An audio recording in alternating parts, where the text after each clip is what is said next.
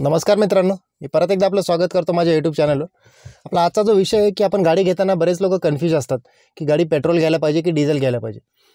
ज्यांची पहिली गाडी असते ते सगळ्यांची मतं घेत फिरतात की गाडी कुठली घ्यायला पाहिजे। डिझेलवाले तुम्हाला सांगतील की डिझेल गाडी घ्या, ज्यांनी पेट्रोल गाडी ठेवलेली आहे ते सांगतील तुम्हाला पेट्रोल गाडी घ्या।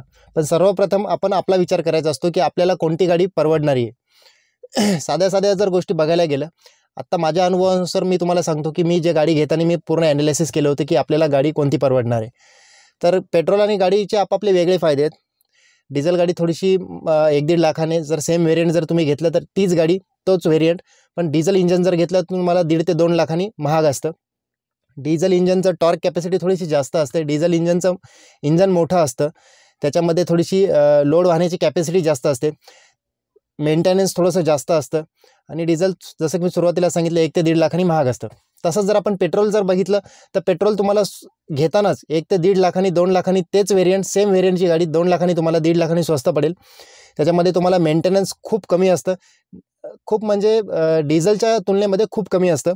त्याच्यामध्ये तुम्हाला सॉफ्टनेस जे गाडीमध्ये असतं, सॉफ्टनेस किंवा गाडीमध्ये केबिन नॉईज वगैरे व्हायब्रेशन्स वगैरे हे पूर्ण नाहीच्या बरोबर असतात।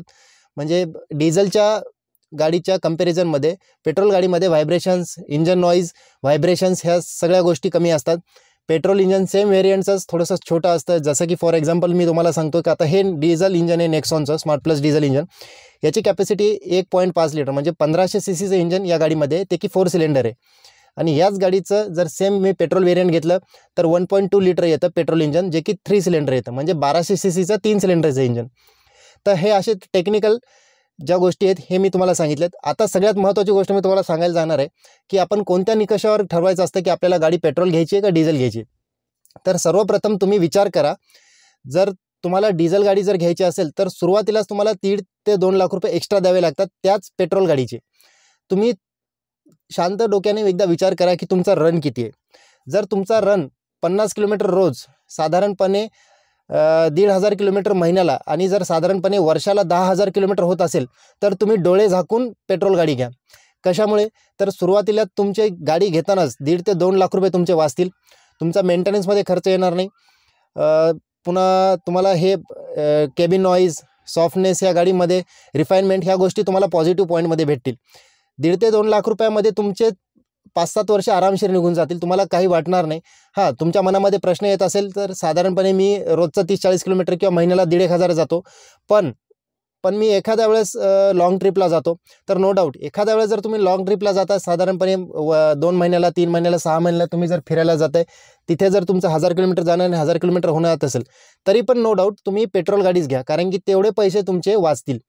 आणि जर तुमचा रन 50 किलोमीटरच्या जास्त म्हणजे जवळपास 100 किलोमीटर अप्रॉक्सिमेट लमसम 100 किलोमीटर रोज म्हणजे सरासरी जर पकडलं तर 100 किलोमीटर रोज रन असेल, म्हणजे जर महिन्याचा काठी तुमचा 2,500 ते 3,000 किंवा त्याच्यावर जर रन असेल तर तुम्हाला डिझेल गाडी परवडते। कारण की एक तर तुम्ही 1.5 ते 2 लाख रुपये वर जे देताय ते तुमच्या रनिंग कॉस्ट जो असतो, आता समजा उदाहरणार्थ घ्यायला गेलं तर पेट्रोल गाडी ही जशी डिझेल गाडी आहे तशीच या पेट्रोल व्हेरियंट जर घेतला असता तर तिचा ॲव्हरेज प्रति लिटर मला 15, 16 किंवा 17 किलोमीटर पर लिटर भेटला असता। पण डिझेल गाडी घेतल्यामुळे हिचा ॲव्हरेज मला भेटतो आता 20च्या वरूनच भेटतो, 22-23 किंवा एखाद्या वेळेस खूप चांगला हायवे असेल किंवा क्रूज कंट्रोलवर जर मी गाडी चालवली तर मला तो 24पर्यंत भेटू शकतो। हे फायदे होतात। तर तुमचे जे 1.5 ते 2 लाख रुपये तुम्ही एक्स्ट्रा दिलेले आहेत ते तुमचे 1-2 वर्षामध्ये साधारणपणे 3 वर्षामध्ये ते तुमचे कव्हर होऊन तुम्ही प्रॉफिटमध्ये याल। तर असा जर तुमचा रन असेल 2,000, 2,500 किंवा 3,000 किंवा त्याच्यापेक्षा वरचा रन जर असेल तर तुम्हाला डिझेल गाडी घ्यायला परवडते। नाहीतर काय होईल, तुम्हाला एखादा जे डिझेल गाडी चालवतात किंवा तुमचे मित्र असतील डिझेल गाडी ज्यांच्याकडे डिझेल गाडी असते ते जर त्यांना जर विचारलं तुम्ही डिझेल गाडी घेऊ का, तर काय होतं, डिझेल गाडी घेता तुम्ही पण तुमचा रन नसल्यामुळे एक तर सुरुवातीलाच तुमचं नुकसान होतं 1.5 ते 2 लाख रुपये आणि महिन्याकाठी तुमचा रन होता 1000 किलोमीटर 2000 किलोमीटर रन होतो। त्याच्यामुळे तुमचं ते जे पैशाचं कॅल्क्युलेशन असतं ते कुठेतरी मार खातं आणि तुम्ही नुकसानामध्ये जाता। याच्यानंतर सगळ्यात मोठा प्रॉब्लेम येतो, पेट्रोल गाडी घेताना तुमचं एक खूप मोठा गैरसमज होतो किंवा वाटचाल चुकते। ती कसे, तुम्ही जर आता डिझेल, हे जे मी कॅल्क्युलेशन सांगितलं हे हॅचबॅक आणि कॉम्पॅक्ट SUV म्हणजे टाटा नेक्सॉन झाली किंवा छोट्या गाड्या ज्या स्विफ्ट असतात किंवा ह्युंडे i20 झाली, पंच झाली, ह्या गोष्टी या गाड्यांवर लागू होतात. जर तुमचा सेगमेंट वरचा असेल तर पेट्रोलचा तुम्हाला विचारच करायचा नाही. जसं की स्कॉर्पिओ आणि सफारी ह्या गोष्टी जर असतील, इनोवा, ह्या गाड्यांकडे जर तुमचा कल असेल तर तुम्हाला पेट्रोल अजिबात घ्यायचं नाही, कारण त्या गाड्या तुम्हाला अक्षरशः रडवतील. 7, 8, 10च्या वर त्या गाड्या ॲव्हरेज देत नाहीत. त्या गाड्या तुम्हाला डिझेलमध्येच घ्यायच्यात.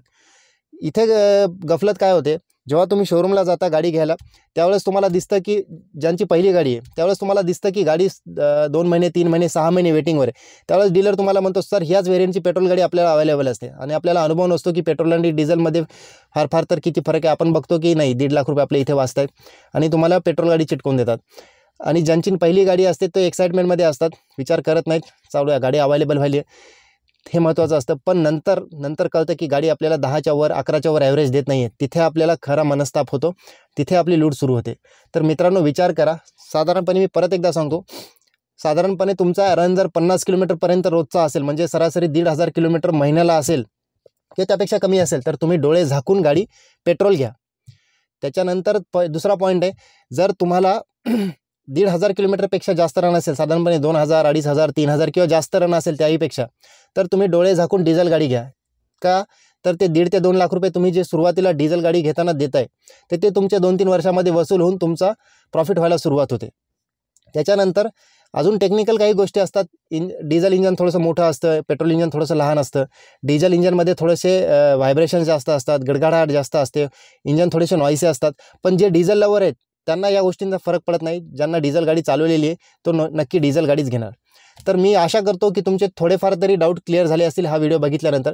गाडी घेताना नक्की या गोष्टींचा विचार करा, आत्मचिंतन करा की आपल्याला गाडी कुठली घ्यायची आहे आणि कोणत्या बेसिसवर घ्यायची आहे. यांनी सांगितले म्हणून पेट्रोल घ्यायची आहे किंवा त्यांनी सांगितले म्हणून डिझेल घ्यायचे असं नका करू.